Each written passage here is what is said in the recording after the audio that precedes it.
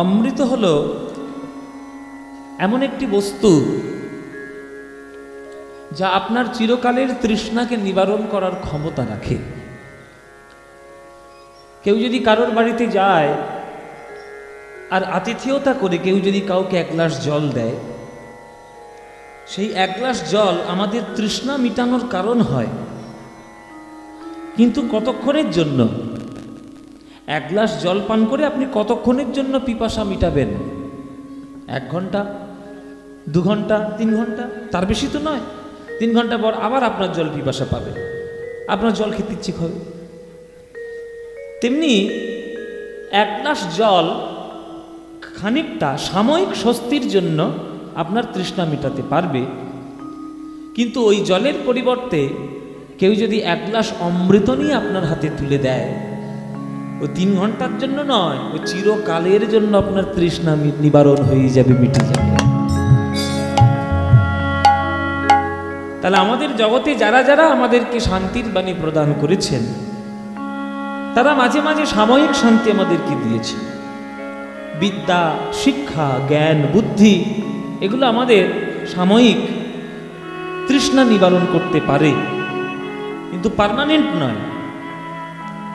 স্কুলে যান, পড়াশোনা করুন, চাকরি বাকরি করুন, টাকা পয়সা রোজগার করুন, সংসার করুন,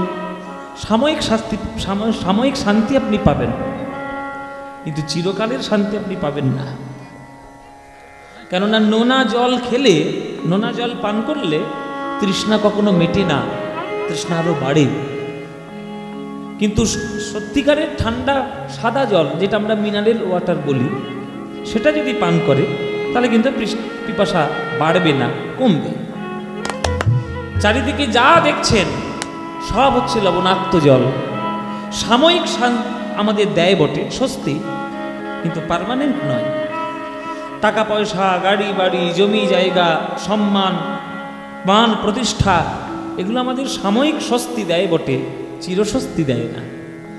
চিরশান্তি যদি পেতে চাও তাহলে ভগবানের চরণে আশ্রয় নিতে হবে। গুরুপাদ পদ্ম আশ্রয় করে সঠিক গোবিন্দের চরণে মন প্রাণ দিয়ে যদি কেউ কোনো ভাগ্যে একবার বৃন্দাবনের রাধা গোবিন্দের প্রেম হৃদয় জুড়ে নিতে পারে, তবেই তার হৃদয়ের মধ্যে প্রকৃত শান্তি ফিরে আসবে।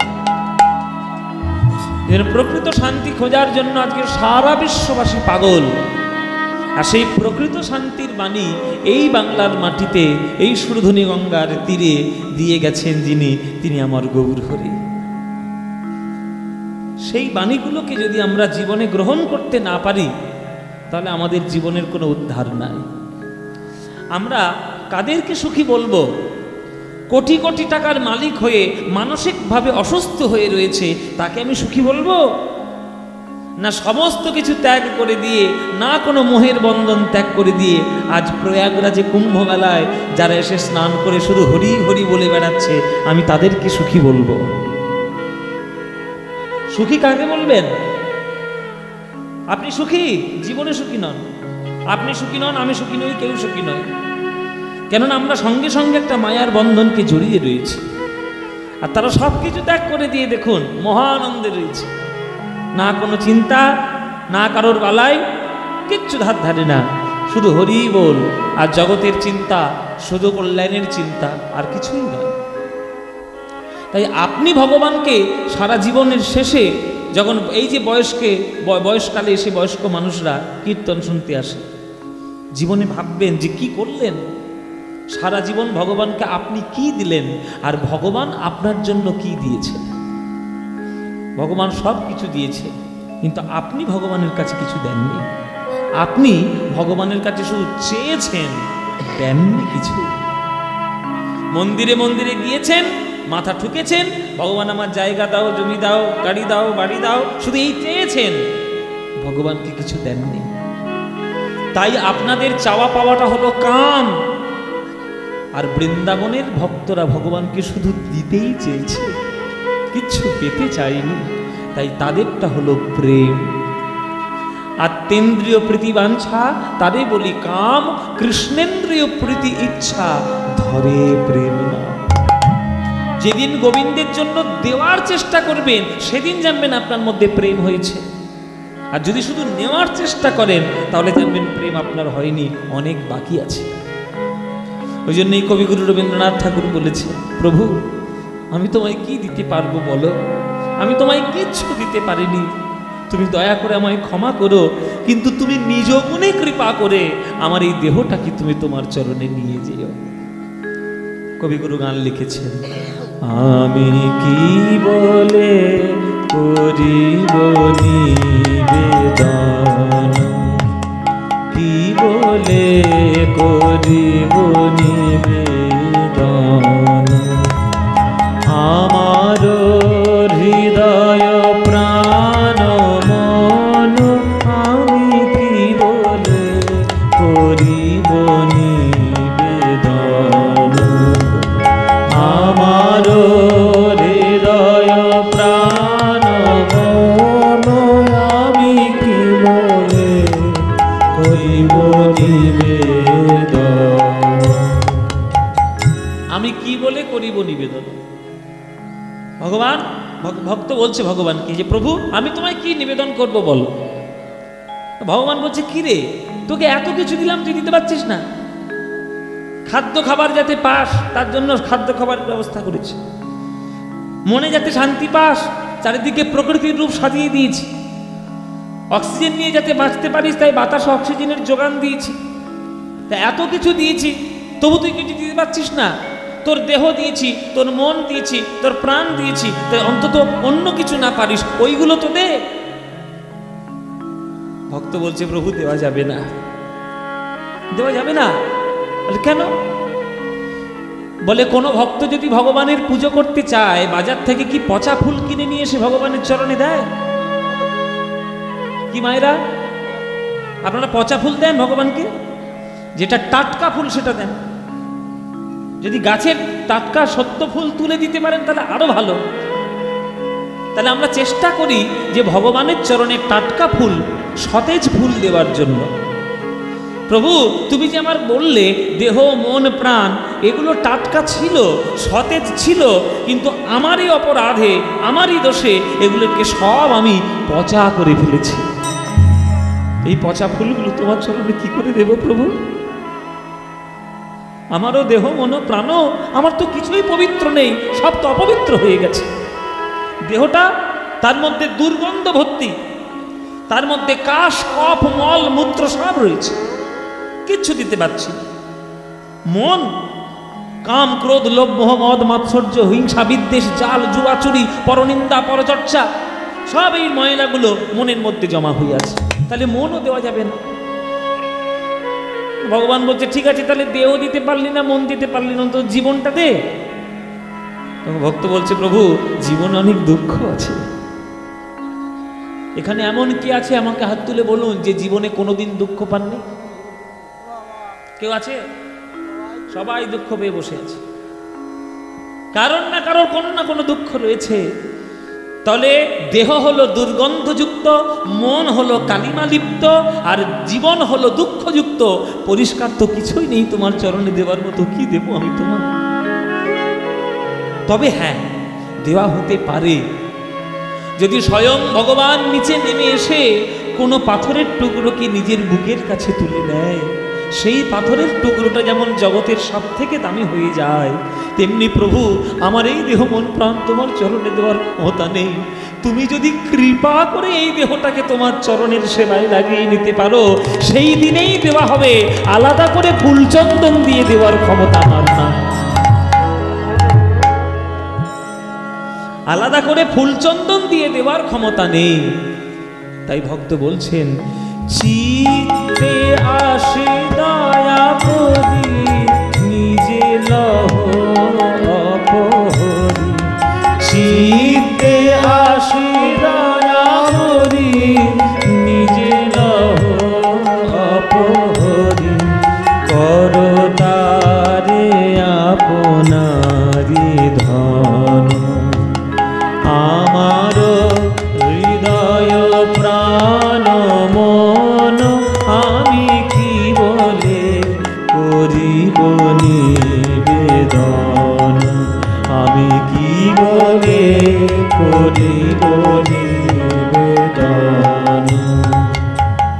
তাহলে দেহ মন প্রাণ তোমার কিছুই দিতে পারলাম না, তুমি যদি কৃপা করে দেহটাকে নিতে পারো তবেই তোমার চরণে দেওয়া হবে।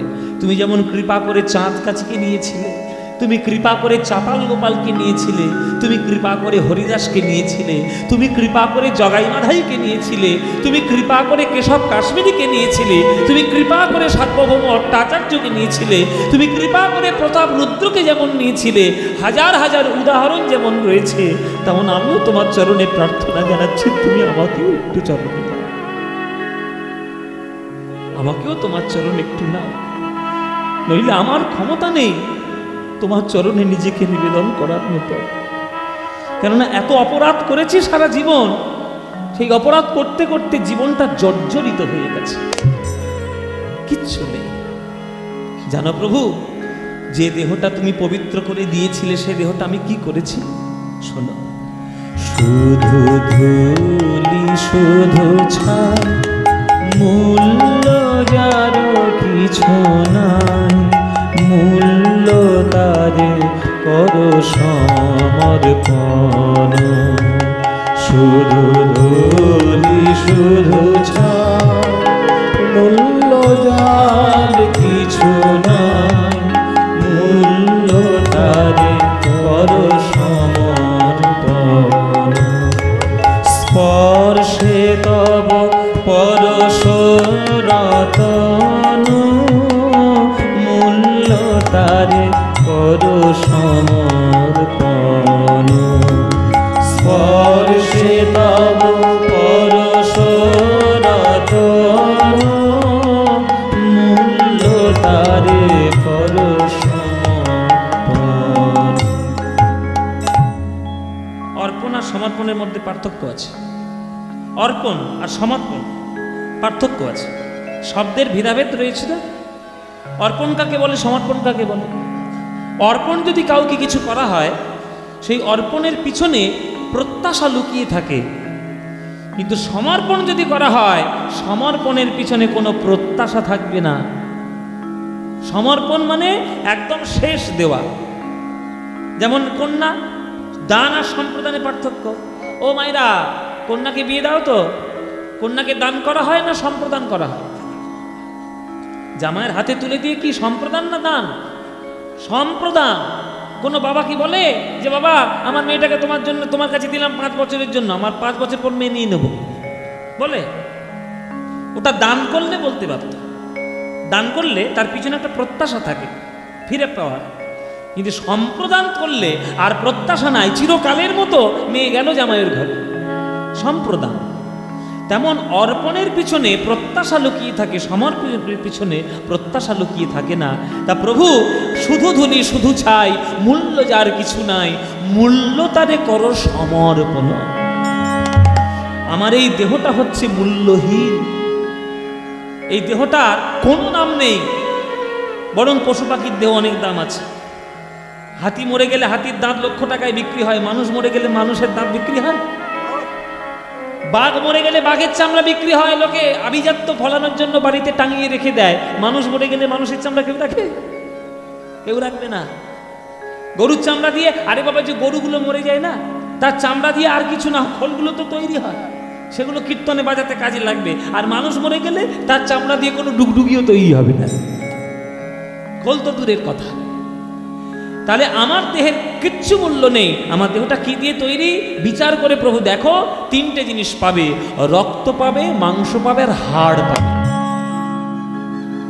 মানুষ 3টে জিনিস দিয়ে তৈরি, ভগবানও 3টে জিনিস দিয়ে তৈরি। তাহলে ভগবান কোন 3টে জিনিস দিয়ে তৈরি? সচ্চিদানন্দ হয় কৃষ্ণের স্বরূপ, অতএব তার শক্তির হয় 3 রূপ। আনন্দাংশে ভাবে মিয়া, সদংশে সন্দিনী, চিদংশে সম্বিদ যারে জ্ঞান করি মানি। সোজা বাংলায় ভগবান 3টে জিনিস দিয়ে তৈরি, সৎ, চিৎ, আনন্দ। আর আমরাও 3টে জিনিস দিয়ে তৈরি, রক্ত, মাংস, হাড়। এই দেহটা যখন চিতায় পড়ে যাবে, শুধু কয়েকটা ছাই ছাড়া আর কতটা ধুলো ছাড়া আর কিচ্ছু পাবে না দেহ থেকে, সব পুড়ে ছাই। ওই জন্য কবি বলছেন, শুধু ধুলি শুধু ছাই, মূল্য যার কিছু নাই, মূল্য তারে করো সমর্পণ। তব পরশ রতন মূল্যটারে করো সমর্পণ। ভগবান বলছে দিন আমি সমর্পণ কিভাবে করব? সমর্পণ তোকে কিভাবে করব? বলে শোনো প্রভু, এই গ্রাম বাংলার ঘরে ঘরে, গ্রাম বাংলায় দেখা যায় যে সাইকেলে করে লোহাওয়ালারা ভাঙাচোরা লোহা কিনতে আসে। কি গো, এখানে লোহা কিনতে আসে ভাঙাচোরা লোহা? হ্যাঁ, ক টাকা করে কেজি এখন? এখন ভাঙাচোরা লোহা ক টাকা কেজি? 20 টাকা। এর ঘরে খুব লোহা আছে, হ্যাঁ, ওই জন্য বিক্রি করে, দাম জানা আছে। আচ্ছা 50 টাকা দিলে দিবি? এক বস্তা দেবে? বলে 50 টাকা কিলো দরে 1 বস্তা লোহা দিয়ে দেবো। 1 বস্তা লোহা মানে 1 কেজি লোহা যদি ওর কাছ থেকে আমি কিনে নিয়ে আসি 50 টাকা দরে, কিনে নিয়ে এসে বাড়ির মধ্যে ঢুকে ঘরের দরজা বন্ধ করে ওই লোহার মধ্যে আমি একটা পরশ পাথর ছুঁইয়ে দেব, এবার কি হবে বাবা? সোনা। তাহলে 1 কেজি ভাঙাচোরা লোহা 50 টাকায় কিনেছি, এবার 1 কেজি সোনার দাম কত? যাও পিসি চন্দ্রকে জিজ্ঞেস করে যাও, 1 কেজি সোনার দাম কত? পিসি চন্দ্র জিজ্ঞেস করো। হ্যাঁ, এখন 70,000 টাকা 12 গ্রামের দাম। 12 গ্রামের দাম 70,000 টাকা। এবার 1 কেজি কত হবে চিন্তা করে নাও, কোটি কোটি টাকা। তাহলে যেটা 50 টাকায় বিক্রি হচ্ছিল সেটা আজকের কোটি কোটি টাকায় বিক্রি হলো। কার জন্য হলো? ওই পরশমণির জন্য হলো। ঠিক প্রভু, আমার দেহটাও হলো মূল্যহীন। ভাঙাচোরা লোহা কোনো মূল্য নেই, শুধু জং পড়ে গেছে, মরিচে পড়ে গেছে, এই দেহটার কোনো মূল্য নেই। কিন্তু এই দেহটা, পচা দেহটা যেদিন ভাগ্যক্রমে তোমার চরণরূপী পরশ পাথরের ছোঁয়া পেয়ে যাবে, সেই দিন এই দেহটা মহামূল্যবান হয়ে যাবে। সকলে এই দেহটাকে নিয়ে সবাই গৌরব অনুভব করবে, গৌরব অনুভব করবে।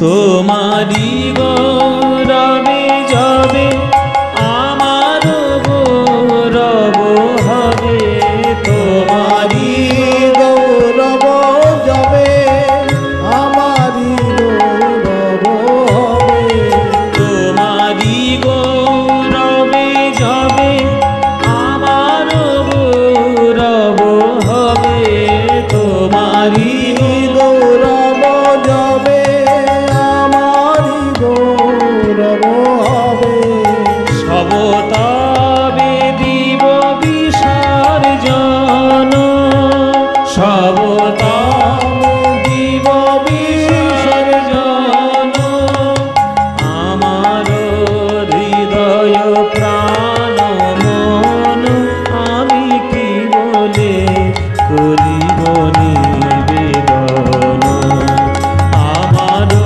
হৃদয় প্রাণ মন আমি কি বলে করিব নিবেদন। রবীন্দ্রনাথ ঠাকুরের গান। গান শুধু ওই সুরে তালে নিয়ম মেনে গেয়ে দিলে হবে না, গান বসে বসে গানের কথা বুঝতে হয়, গানের কথা বুঝে গান গাইতে হয়। অর্থ না বুঝে গান গাইলে সে গান শুধু নিরর্থক গাওয়া। নিরর্থক গান গেয়ে লাভ নেই, অর্থপূর্ণ গান গাইতে হবে। এখন তো নিরর্থকপূর্ণ গান চারিদিকে ভর্তি হয়ে আছে, হ্যাঁ, কোনো অর্থ নেই, ওই চানাচুর খাওয়ার মতো বাবা। চানাচুর দেবে মুখে, খেতে খুব ভালো লাগে, কিন্তু এত বেশি খেলে অম্বল আর গ্যাসের জম, শরীর খারাপ করবে। যিনি অসস্তা নয়, নিরর্থক নয়, অর্থপূর্ণ গান। রবীন্দ্রনাথ ঠাকুরের সব গান দর্শনে কত পরিপূর্ণ। তা আমাদেরকে সেই প্রেম রাস্তা দেখিয়েছেন আমার গৌরাঙ্গ, আমার মহাপ্রভু। সেই মহাপ্রভু, তার করুণা যদি আমরা না পেতাম, তিনি যদি হরিনাম আমাদের না দিতেন, আজকের এই শঙ্কর প্রভুর বাড়িতে আজকের এতগুলো লোকের সন্ধান কেউ হতো? এতগুলো ভক্তের চরণ আশ্রয় এখানে হতো? পদধূলি এখানে পড়তো না। যা পেয়েছি, যা পাচ্ছি, যা পাবো, সব গৌরহরির জন্য আমরা বাঙালিরা পেয়েছি। তাই পদকর্তা বলছেন যে যদি গৌরাঙ্গ না হইতো তবে কি মেনে হইতো, কেমনে ধরিতাম এ দে শ্রীরাধার মহিমা প্রেম রসসীমা, জগতে জানাতো কে? বলো জগতে জানাতো কে?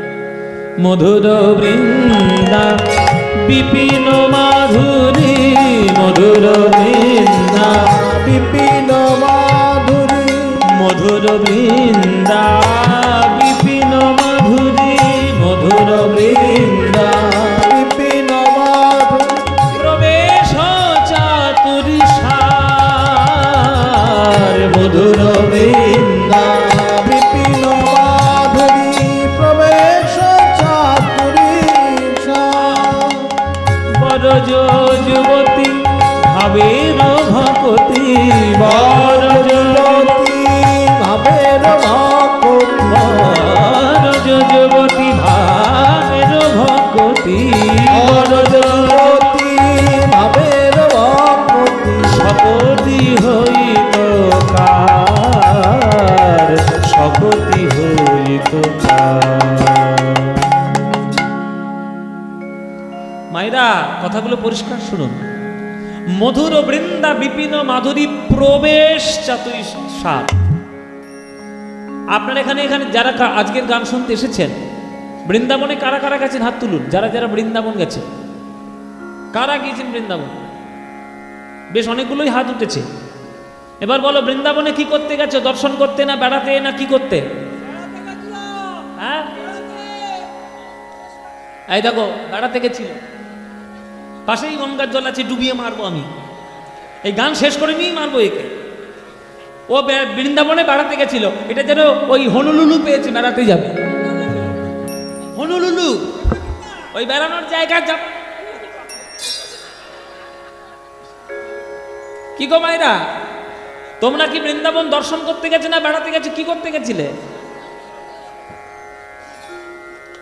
আজ থেকে যদি এইবার নেক্সট টাইম বৃন্দাবন যাও, দয়া করে বেড়াতে যাবেন না, দর্শন করতে যাবেন না, বৃন্দাবনে প্রবেশ করতে যাবেন। দর্শন আর বেড়ানো আলাদা, আর প্রবেশ আলাদা। সবাই দর্শন করতে পারে, বেড়াতে পারে, প্রবেশ সবাই করতে পারবে না। প্রবেশ সবাই করতে পারবে? পারবে না। শান্তিনিকেতন সবাই দর্শন করতে পারবে, বেড়াতে পারবে, কিন্তু শান্তিনিকেতনের পাশ করা ছাত্র হতে পারবে না। বিশ্বভারতীর পাশ করা ছাত্র হতে পারবে? বিশ্বভারতীর পাশ করা ছাত্র হতে গেলে তোমাকে রীতিমতো পড়াশোনা করতে হবে।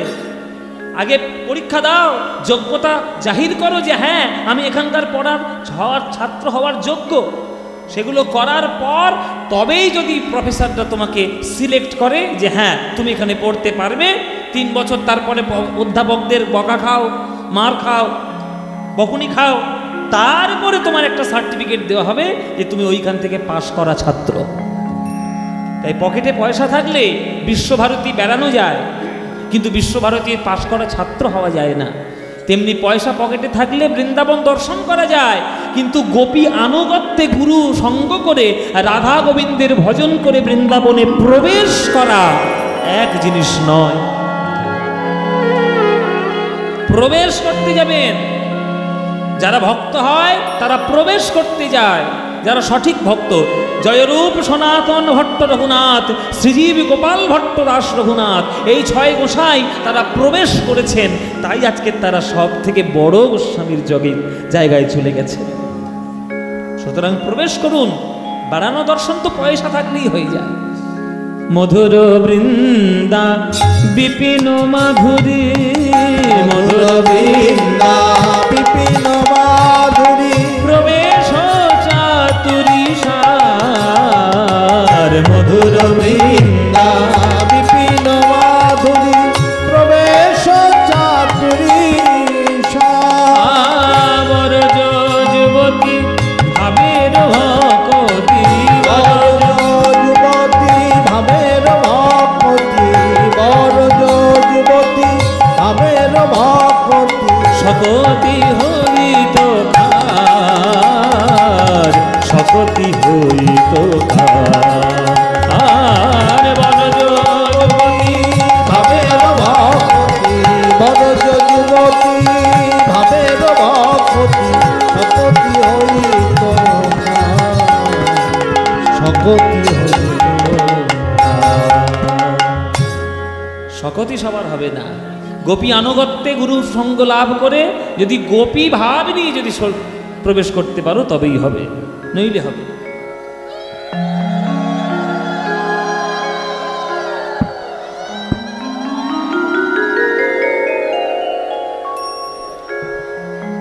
তো সেই অনুগত্য যিনি আমাদেরকে শিখিয়েছেন, সেই গোপী প্রেম যিনি আমাদেরকে দিয়েছেন, সেই প্রেম যাদের কাছ থেকে আমরা শিখেছি তার মধ্যে মধ্যমণি হলেন আমার গৌর হরি। তাই যেখানেই থাকো, যেভাবেই থাকো, গাও গাও পুণ্য গৌরাঙ্গের গুণ, গাও গাও পুণ্য গাও গাও পুণ্য গৌরাঙ্গের গুণ, গাও গাও পুণ্য গৌরাঙ্গের তোমরা গাও, তোমরা গাও, তোমরা গাও, তোমরা গাও, গাও গাও পুণ্য গৌরাঙ্গের গুণ, গাও গাও পুণ্য গৌরাঙ্গের গুণ, গাও গাও পুণ্য গৌরাঙ্গের গুণ, গাও গাও পুণ্য গৌরাঙ্গের গুণ, গাও গাও পুণ্য গৌরাঙ্গের গুণ।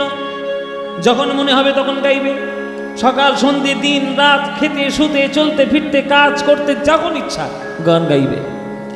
কিন্তু পদকর্তা একটা শর্ত দিয়ে রেখেছে। শর্তটা কি? যে বাবা সারা দিন রাত নাম করো, যখন খুশি নাম করো, গৌর গৌর গৌর গৌর বলতেই থাকো, কিন্তু শর্ত একটা আছে। বলে শর্ত কি? সরল করিয়া মন, সরল করিয়া মন, আরে সরল করিয়া মন, সরল করিয়া মন, সরল করিয়া মন, সরল করিয়া মন, সরল করিয়া মন, সরল করিয়া।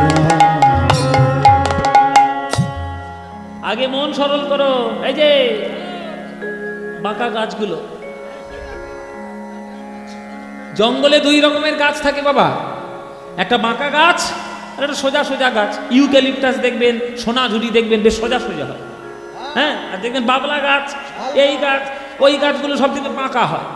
এই দুই ধরনের গাছ দুই রকমের কাজে লাগে। যেগুলো বাঁকা বাঁকা গাছ সেগুলো একটাই কাজে লাগে, আর যেগুলো সোজা সোজা গাছ অনেক কাজে লাগে। যেমন শাল কাঠ, হ্যাঁ, সেগুন কাঠ, এগুলো সোজা সোজা গাছ। দেখবেন তার থেকে খাট বিছানা তৈরি হচ্ছে, প্লাইউড তৈরি হচ্ছে, আসবাবপত্র হচ্ছে, টেবিল চেয়ার হচ্ছে, নানান ধরনের কাঠ তৈরি হচ্ছে, এমনকি ঘর পর্যন্ত তৈরি হচ্ছে।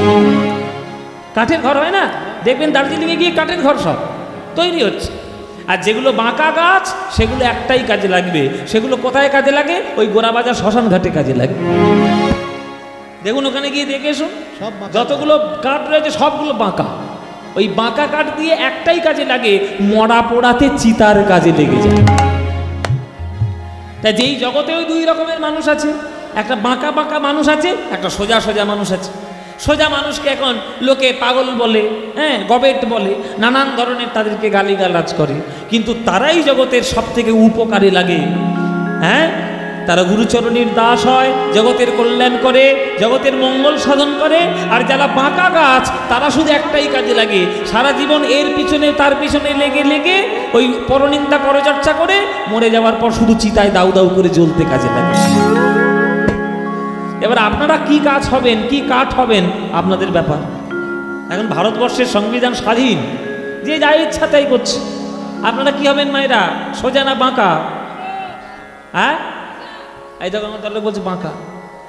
কি করি বলুন দেখি, একে বড় বিপদে পড়েছে, কি বাঁয়ে যাবো ফুল বাজি, এ বলছে বাঁকা হবো। ও মায়েরা তোমরা কি হবে? সোজা। কিছু মনে করো না, কীর্তনের আসরে এসে বসে বসে খুব সোজা হওয়ার কথা বলছে, আর বাড়িতে গিয়ে তো ঝগড়া করবে পাড়াপড়শির সঙ্গে। হবে না। কি করে হবে? হবে না। জয় নিতাই।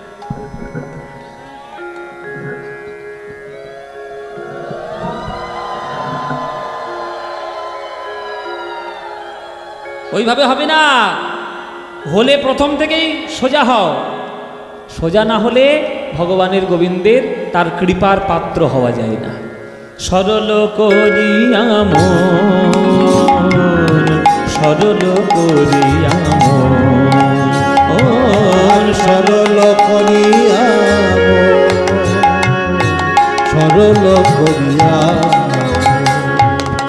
গাও গাও পুন গৌরাঙ্গের গুণ, গাও গাও পুন গৌরাঙ্গের গুণ, গাও গাও পুন গৌরাঙ্গের গুণ, গাও গাও পুন গৌরাঙ্গের গুণ। সরল করিয়া মন, সরল করিয়া মন, আহা, সরল করিয়া মন, সরল করিয়া মন, এ ভব সংসারে এমন দয়াল, এ ভব সংসারে এমন দয়া, এ ভব সংসারে এমন দয়াল, এ ভব সংসারে এমন দয়া, নাহি পাবে একজন, এ ভব সংসারে এমন দয়াল নাহি পাবে একজন, এমন দয়াল আর পাবে না, এমন দয়াল আর পাবে ও না, এমন দয়াল আর পাবে না, এমন দয়াল আর পাবে ও না, নিতাই গৌরাঙ্গের মতো এমন দয়াল আর পাবে না, নিতাই তাই গৌরাঙ্গের মতো এমন দয়াল আর পাবে না, তাই গৌরাঙ্গের মতো এমন দয়াল আর পাবে না, তাই গৌরাঙ্গের মতো এমন দয়াল আর পাবে না। তোমরা খুঁজে খুঁজে দেখতে পারো এমন দয়াল আর পাবে না,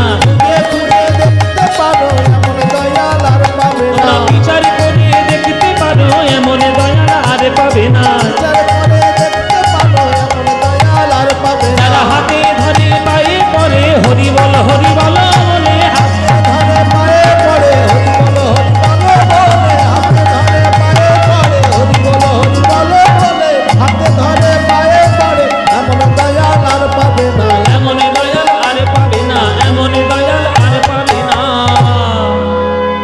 নিতাই গৌরাঙ্গের মতো দয়াল আর পাবে না।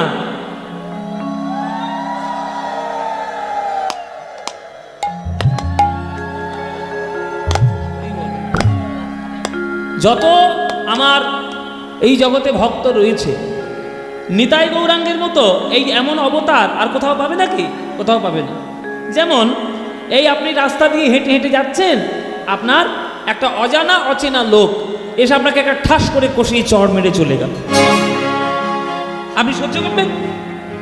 কিরে ভাই, চেনা নেই জানা নেই শোনা নেই, তুই আমাকে একটা চড় মেরে চলে গেলি, তা কেউ সহ্য করবে? মাথা খারাপ? আমি হলে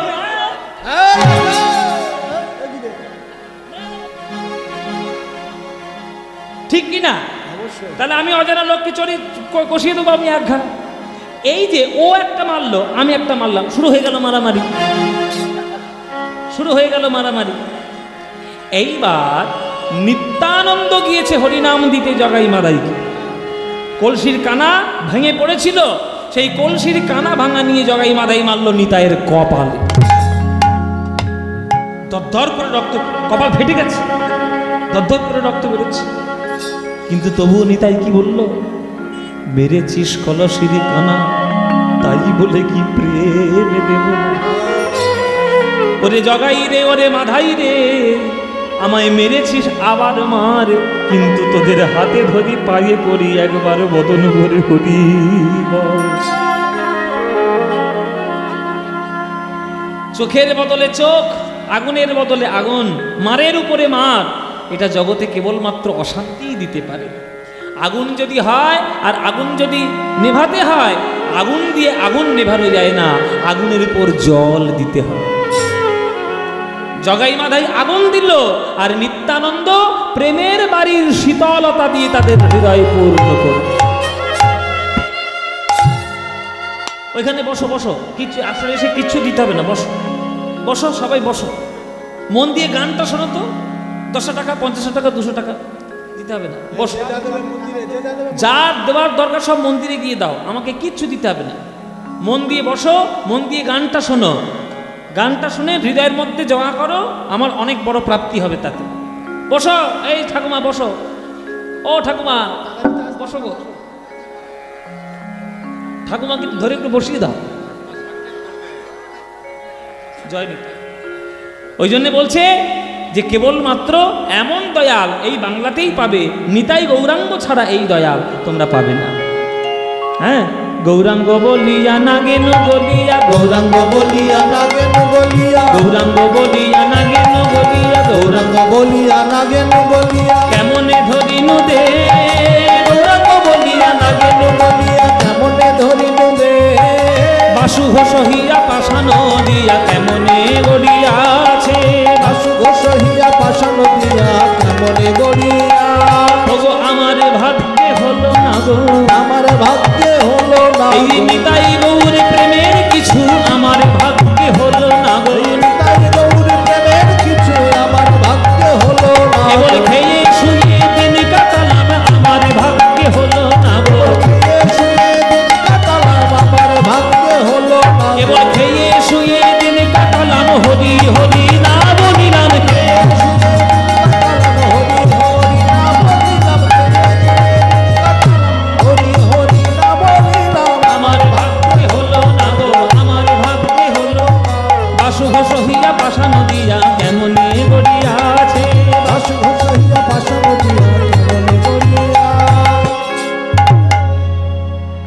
পাশু ঘোষ হইয়া পাশানো দিয়া কেমনে গড়িয়াছে গো, কেমনে গড়িয়াছে। বাসুদেব ঘোষের পর আমরা গৌরচন্দ্রিকা আস্বাদন করলাম।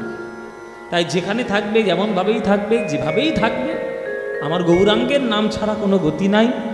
আমার কলিযুগের বাঙালিদের কাছে গৌরের চরণ ছাড়া কোনো গতি নাই। সত্যিকারের প্রকৃত বাঙালি বলে যদি কেউ থাকে, তুমি তাকে ভগবান বলে মানবে কি মানবে না সেটা পরের ব্যাপার, কিন্তু আগে মানুষ বলে অন্তত তাকে মানো। মানুষ পারে মানুষ থেকে দেবতা হতে, দেবতা থেকে ভগবান হতে, কেননা মানুষের সেই গুণ, সে ক্ষমতা ভগবানই দিয়ে রেখেছে। হ্যাঁ, সুতরাং সেই গৌরাঙ্গকে তুমি ভগবান বলে মানবে কিনা আমার দেখার দরকার নেই, অন্তত তাকে মানুষ বলে, শ্রেষ্ঠ মানুষের শ্রেষ্ঠ বাঙালি হিসেবে তাকে রাখো। ভজ গৌরাঙ্গ কহ গৌরাঙ্গ, লহ গৌরাঙ্গের নাম রে, ভজ গৌরাঙ্গ লহ গৌরাঙ্গের নাম রে। যে জনা গৌরাঙ্গ ভজে সে হয় আমার প্রাণ রে, যে জনা গৌরাঙ্গ ভজে সে হয় আমার প্রাণ রে। এই দিন গেলে হা গৌরাঙ্গ জীবনে একবার রে, দিন গেলে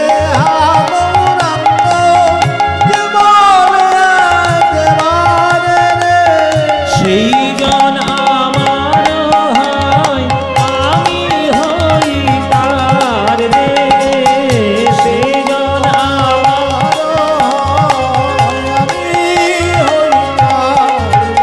আহা ভজ গৌরাঙ্গ। হাত তুলে সবাই মিলে হাত তুলে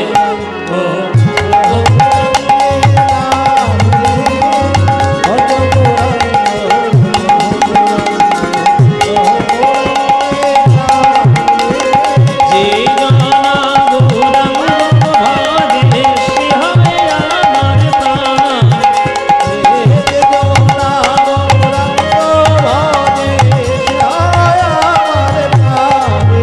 আহা ভজ গৌরাঙ্গ ধ্বনি।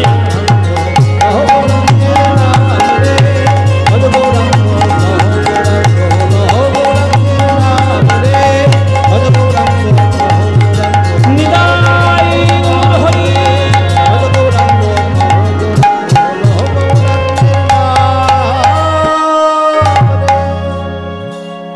জয় নিতাই।